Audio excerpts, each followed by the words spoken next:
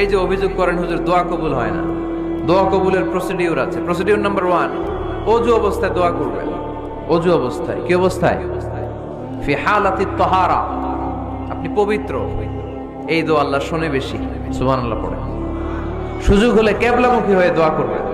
কি মুখী? মুতাওয়াজ্জিহান ইলাল কাবা।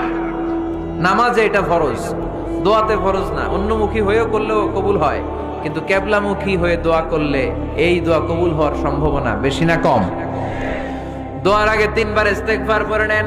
পড়েন আস্তাগফিরুল্লাহ, আস্তাগফিরুল্লাহ, আস্তাগফিরুল্লাহ। যদি সুযোগ হয় দোয়াতে হাত তোলেন। কি তুলবেন? দোয়ায় হাত তোলা সুন্নাত। আল্লাহর হাবিব বলতেন, ইযা সাআলতুমুল্লাহ ফাসআলুহু বিবুতুনি আকুফিকুম। যখন আল্লাহর কাছে চাইবে, হাতের তালু দুইটা এইভাবে উঁচু করে চাইবে।